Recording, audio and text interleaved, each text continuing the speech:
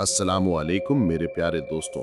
आज मैं आपके सामने दो ऐसे खौफनाक वाक़यात पेश कर रहा हूं जो हमारे पाकिस्तानी गांव में गुजरे हैं और जिनसे हम अब तक कांपते हैं।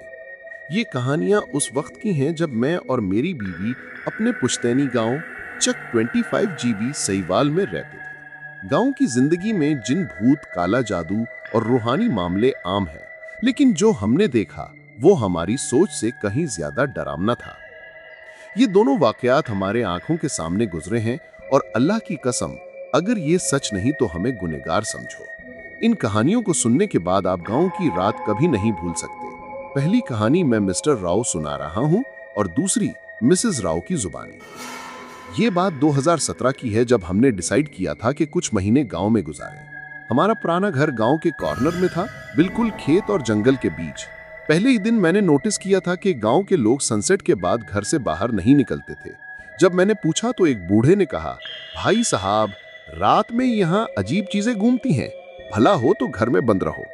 मैंने सोचा गांव के लोग सुपरस्टिशन में बिलीव करते हैं, लेकिन जल्दी ही पता चल गया कि यहाँ कुछ और ही मामला था। गांव में पीर साईं गुलाम अहमद नाम का एक आदमी रहता था। लोग उसे बहुत मानते थे क्योंकि वो जिन्नात से बात कर सकता था और लोगों की प्रॉब्लम्स सॉल्व करता था। लेकिन यहाँ ट्विस्ट ये था कि वो झूठा पीर था। वो लोगों को उल्लू बनाता था और काला जादू करता था। पीर साईं का एक छोटा सा डेरा था गांव के बाहर एक पुराने मजार के पास। वो लोग से कहता था कि तुम्हारे ऊपर किसी ने जादू किया है, मैं उसे खत्म कर दूंगा। फिर वो लोगों से भारी अमाउंट लेते था और कुछ अजीब तरीके करते था। गांव में एक गरीब आदमी था, गुलाम हुसैन।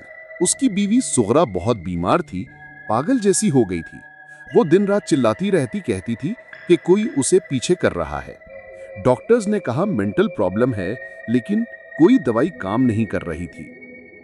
मजबूरी में गुलाम हुसैन अपनी बीवी को पीर साईं के पास ले गया। पीर ने देखा और कहा, इसके ऊपर काला जादू है, मैं इसे ठीक कर दूंगा, लेकिन मेरा फी 50,000 रुपए है। गुलाम हुसैन के पास इतने पैसे कहाँ थे, वो किसान था, मुश्किल से घर चलाता था। लेकिन पीर साईं ने कहा, पैसे नहीं हैं तो तेरी 16 साल की बेटी जैनब को मेरे पास छोड़ दे, मैं उसे काम सिखाऊंगा, वो मेरे घर में काम करेगी। गुलाम हुसैन ने मना कर दिया, पीर साहब, बेटी तो नहीं दे सकता, कोई और तरीका बताओ। पीर साईं गुस्से हो गया, तो मेरी बात नहीं मानता? ठीक है, देख तेरा क्या होता है। उस रात से गुलाम हुसैन के घर में और भी अजीब चीजें होने लगी। उसकी बीवी की हालत और बिगड़ गई, बच्चे बीमार रहने लगे, खेत में फसल खराब होने लगी। मैंने ये सब देखा और समझ गया कि पीर साईं ही इन सब प्रॉब्लम्स की वजह है। वो लोगों पे जिन्नात छोड़ देता था और फिर पैसे लेकर इलाज करता था। एक रात मैं अपने घर में था जब मैंने देखा कि पीर साईं अपने डेरा से निकला और जंगल की तरफ गया। क्यूरियोसिटी में मैं भी उसके पीछे चला गया। जंगल में एक पुराना कब्रिस्तान था जो डेकेड्स से अबेंडन था। पीर साईं वहां गया और मैंने जो देखा वो मेरी जिंदगी का सबसे डरावना एक्सपीरियंस था। पीर साईं ने कब्रिस्तान के बीच एक सर्कल बनाया रेड कलर से। उसमें कुछ वियर्ड सिंबल्स लिखे जो मैंने कभी नहीं देखे थे। फिर वो काली ड्रेस पहनकर सर्कल के बीच बैठा और अजीब मंत्रास पढ़ने लगा। जो आवाजें आ रही थीं वो उर्दू या अरबिक में नहीं थी, कोई और जुबान थी। फिर अचानक से हवा चलती बंद हो गई, मौसम बिल्कुल काम हो गया, लेकिन एयर प्रेशर अजीब था, जैसे कोई हैवी वेट आ रहा हो। मैं देख रहा था कि कब्रों से धुआं उठ रहा है और उस धुएं में से शेप्स बन रही है। पहले तो मैंने सोचा इमेजिनेशन है, लेकिन फिर मैंने क्लियर देखा उन शेप्स में से एक ने पीर साईं से बात करना शुरू किया। वो स्पिरिट की आवाज बिल्कुल अजीब थी, जैसे कोई केव में से आ रही हो। क्या चाहिए तुझे? स्पिरिट ने पूछा। गुलाम हुसैन और उसके खानदान को तबाह कर दे, वो मेरी बात नहीं मानता, पीर साईं ने जवाब दिया। क्या मिलेगा हमें? स्पिरिट ने पूछा। मैं तुम्हें ज्यादा सोल्स दूंगा, गांव में बहुत लोग हैं, पीर साईं ने कहा। मैंने देखा उस स्पिरिट ने एग्री कर लिया और वो धुआं वापस कब्र में चला गया। मैं बिल्कुल डर गया था, लेकिन हिम्मत करके घर वापस आ गया। सुबह मैंने गुलाम हुसैन को सब कुछ बता दिया। पहले तो वो बिलीव नहीं किया, लेकिन जब मैंने डिटेल्स बताई तो वो समझ गया। भाई साहब, मैं क्या करूं, मेरी फैमिली तबाह हो रही है। मैंने कहा, हम मिलकर इस फेक पीर को एक्सपोज करेंगे, लेकिन ये काम इतना आसान नहीं था। पीर साईं को पता चल गया था कि मैंने उसे देखा है। अगले दिन से मेरे घर में भी अजीब इंसिडेंट्स होने लगे। रात को 2-3 बजे मेरे घर के बाहर फुटस्टेप्स सुनाई देते। जब मैं देखता तो कोई नहीं होता। किचन में बर्तन खुद ब खुद गिरते, बाथरूम में पानी की टैप्स खुद ब खुद चलने लगी। सबसे डरावनी बात यह थी कि कि मेरी बीवी को रात में सपने आने लगे जिसमें कोई काला सा आदमी उससे कहता, अपने शौहर को कहें कि पीर साइन के मामले में दखल ना दे वरना तुम्हारा बुरा होगा। एक रात मैंने देखा मेरे बेडरूम में कोई शैडो खड़ा है। वो शैडो मेरे बेड के पास आ रही थी। मैंने आयतुल कुर्सी पढ़ना शुरू किया तो वो शैडो गायब हो गई। मैं समझ गया था कि पीर साईं ने मुझ पे भी कुछ कर दिया है। मैंने गांव के कुछ समझदार बुजुर्गों से बात की। उनमें से एक हाजी साहब ने कहा, बेटा ये पीर झूठा है, हमने पहले भी ऐसे केसेस देखे हैं, इसका प्रॉपर इलाज करना होगा। हाजी साहब ने हमें एक रियल पीर के पास ले जाया जो पास के शहर में रहता था। वो पीर हजरत अली शाह साहब थे, रियल वाले। मैंने उनसे सब कुछ डिटेल में कहा, बेटा तुमने बहुत खतरा मोल लिया है। ये लोग जिन शयातीन से डील करते हैं, लेकिन अल्लाह का फजल है अभी भी राह है, पीर अली शाह ने कहा। उन्होंने हमें कुछ खास वज़ाइफ दिए और कहा कि प्रॉपर तरीके से इस फेक पीर का खात्मा करना होगा। लेकिन याद रखो, डायरेक्ट कन्फ्रंटेशन डेंजरस है। पहले तुम्हें और गुलाम हुसैन की फैमिली को प्रोटेक्शन चाहिए, पीर साहब ने वार्निंग दी। हमने 7 दिन तक कंटिन्यूअस वज़ाइफ पढ़े, घर में हर जगह कुरानिक वर्सेस लिख कर लगाए। स्लोली इंसिडेंट्स कम होने लगे। फिर पीर अली साहब खुद गांव आए। उन्होंने कहा, अब वक्त आ गया है इस फेक पीर को एक्सपोज करने का। एक फ्राइडे की रात जब पीर साईं फिर कब्रिस्तान में अपनी ब्लैक मैजिक कर रहा था, पीर अली शाह साहब वहां पहुंचे, हम सबके साथ। गांव के 10-12 बुजुर्ग भी साथ थे। जब फेक पीर ने देखा तो वो घबरा गया। ये क्या तमाशा है, यहाँ क्यों आए हो? साईं साहब, आप जो कर रहे हैं वो इस्लाम के खिलाफ हैं। आप जिन शयातीन को बुलाकर लोगों का नुकसान कर रहे हैं, ये झूठ है। मैं तो लोगों की मदद करता हूँ। लेकिन पीर अली शाह ने उसके सर्कल और सिंबल्स की तरफ इशारा किया। ये क्या है? ये तो शयातीन बुलाने के निशान हैं। फिर क्या था? पीर अली शाह ने कुरान शरीफ की तिलावत शुरू की और जैसे ही उन्होंने सूरह बकरा की आयात पढ़ी, कब्रिस्तान में अजीब हलचल मची। मैंने देखा कि उस फेक पीर के सर्कल से धुआं उठ रहा था और अजीब आवाजें आ रही थीं। वो स्पिरिट्स जो उसके साथ कॉन्ट्रैक्ट में थीं, वो परेशान हो रही थीं क्योंकि कुरानिक रेसिटेशन से उनका पावर खत्म हो रहा था। फेक पीर चिल्लाने लगा, बंद करो ये तिलावत, मुझे छोड़ दो, तौबा कर और ये सब बंद कर दे, पीर अली शाह ने कहा। लेकिन फेक पीर ने मना कर दिया। फिर अचानक कुछ अजीब हुआ। उसके अपने जिन्नात उसके अगेंस्ट टर्न हो गए। क्योंकि कुरानिक रेसिटेशन की वजह से वो फ्री हो गए थे और अब वो गुस्से में थे कि इस पीर ने इनका गलत यूज किया था।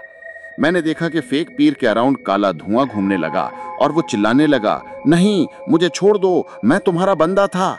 लेकिन अब वो जिन्नात उसे पनिशमेंट दे रहे थे। फेक पीर का बॉडी ट्विस्ट हो रहा था, वो जमीन पर गिरकर तड़प रहा था। पीर अली शाह ने फिर तिलावत जारी रखी और दुआ की कि अल्लाह उन स्पिरिट्स को भी हिदायत दे और वो वापस जहां से आए हैं वहां चले जाएं। फाइनली कब्रिस्तान में पीस हो गया। फेक पीर अनकॉन्शियस हो गया था। जब वो होश में आया तो बिल्कुल नॉर्मल इंसान लग रहा था, जैसे उसके अंदर से कोई और चीज निकल गई हो। मुझे माफ कर दो, वो रोने लगा। मैंने बहुत गुनाह किए हैं, मुझे पता नहीं था कि मैं क्या कर रहा था। पता चला कि वो भी किसी और फेक पीर का विक्टिम था जो उसे बचपन से ये सब चीजें सिखाते आ रहे थे। पीर अली शाह ने उसे तौबा करवाई और कहा कि वो गांव छोड़कर कहीं और जाकर नई जिंदगी शुरू करे। उसके जाने के बाद गुलाम हुसैन की बीवी ठीक हो गई, उसके बच्चे हेल्दी हो गए, गांव में वो अजीब इंसिडेंट्स बंद हो गए। लेकिन ये कहानी का एंड नहीं था। 6 महीने बाद हमें पता चला कि वो फेक पीर दूसरे गांव में फिर सेम काम कर रहा था। अल्लाह ने उसे प्रॉपर पनिशमेंट दिया। वो किसी रोड एक्सीडेंट में मर गया और लोग कहते थे कि एक्सीडेंट के वक्त उसके अराउंड काला धुआं देखा गया था।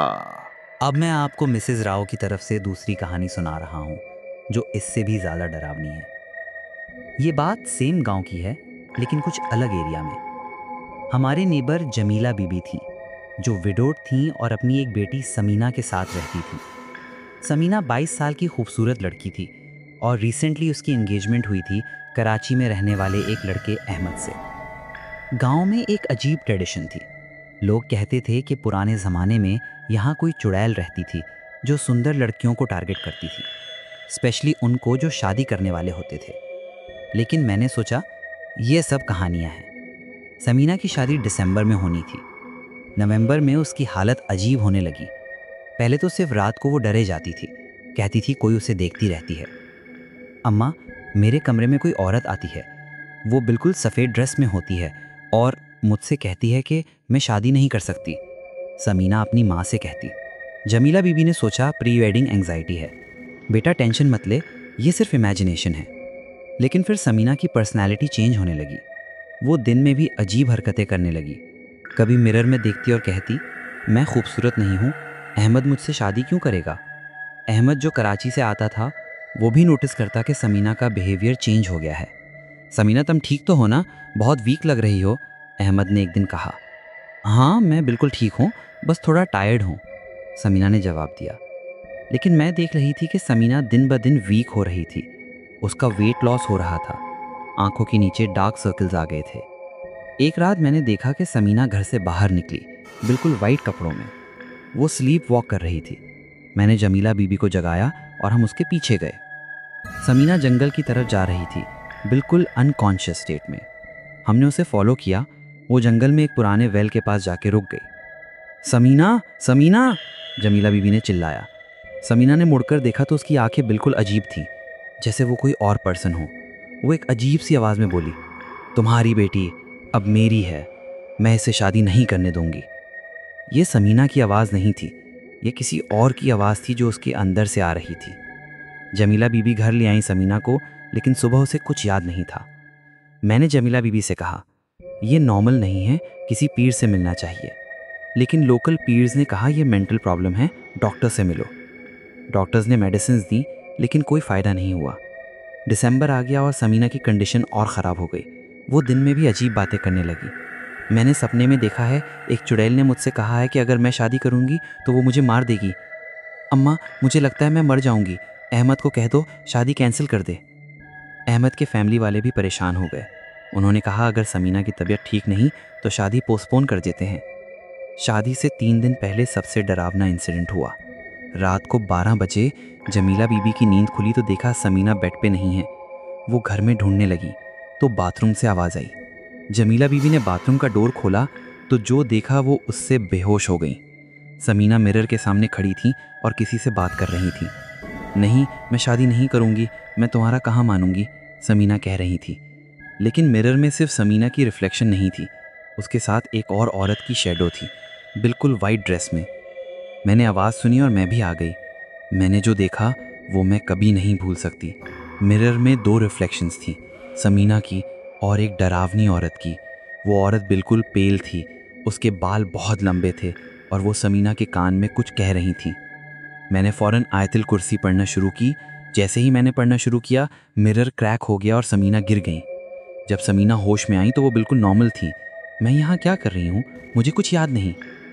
सुबह मैंने जमीला बीबी से कहा कि हम किसी पावरफुल पीर से मिलते हैं।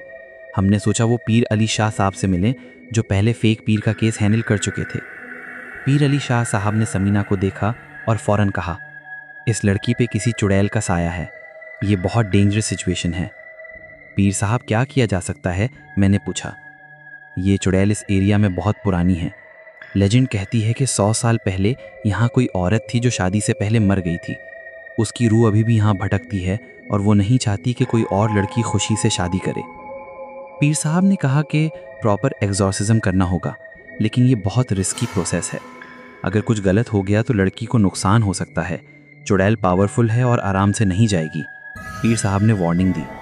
लेकिन जमीला बीबी ने कहा, पीर साहब मेरी बेटी जिंदा तो है लेकिन जिंदगी नहीं है, जो भी करना है कर दो। पीर साहब ने कहा कि शादी से 1 रात पहले उस वेल के पास प्रॉपर रिचुअल करना होगा जहाँ चुड़ैल रहती है। शादी से 1 रात पहले हम सब वेल के पास गए। पीर अली शाह साहब, कुछ और बुजुर्ग, मैं, जमीला बीबी और समीना। अहमद के फैमिली वाले भी आए थे। पीर साहब ने वेल के अराउंड प्रॉपर सर्कल बनाया कुरानिक वर्सेस से। फिर समीना को सर्कल के बीच बिठाया और कुरान शरीफ की तिलावत शुरू की। पहले तो कुछ नहीं हुआ, फिर अचानक हवा चलती बंद हो गई, मौसम बिल्कुल क्वाइट हो गया। वेल से अजीब आवाज़ें आने लगी। फिर मैंने देखा वेल से धुआं निकला और उस धुएं से एक औरत की शेप बनी। वो बिल्कुल डरावनी थी, सफ़ेद ड्रेस, लंबे बाल और उसकी आंखें बिल्कुल काली थीं।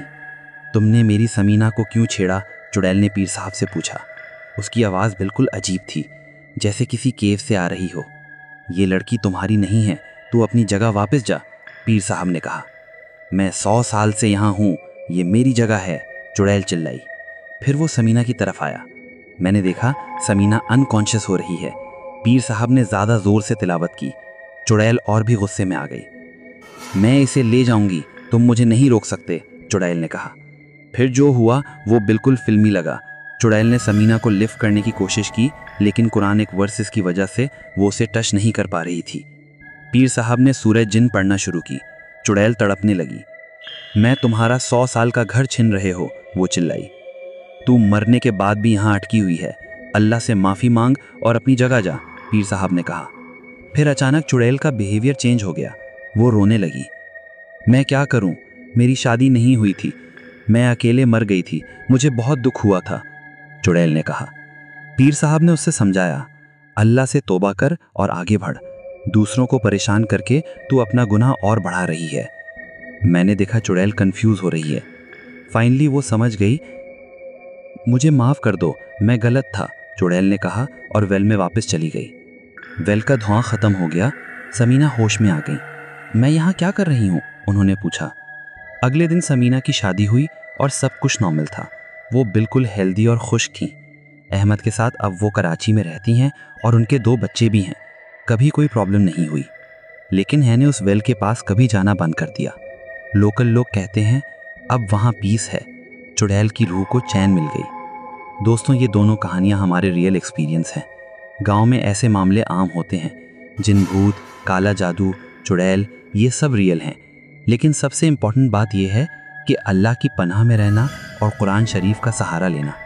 अगर आपके साथ भी कुछ ऐसा हो तो घबराना नहीं, किसी जेन्युइन पीर से मिलो, रेगुलर नमाज पढ़ो और आयतुल कुर्सी का विर्द करो।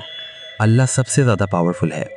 याद रखें, ये दुनिया में सिर्फ इंसान नहीं रहते, और भी मखलूक हैं जिनको हम देख नहीं सकते, लेकिन अल्लाह का जिक्र करने से इस सब से प्रोटेक्शन मिलती है। अल्लाह पाक हम सबको हर किस्म के शर से महफूज रखे। आमीन।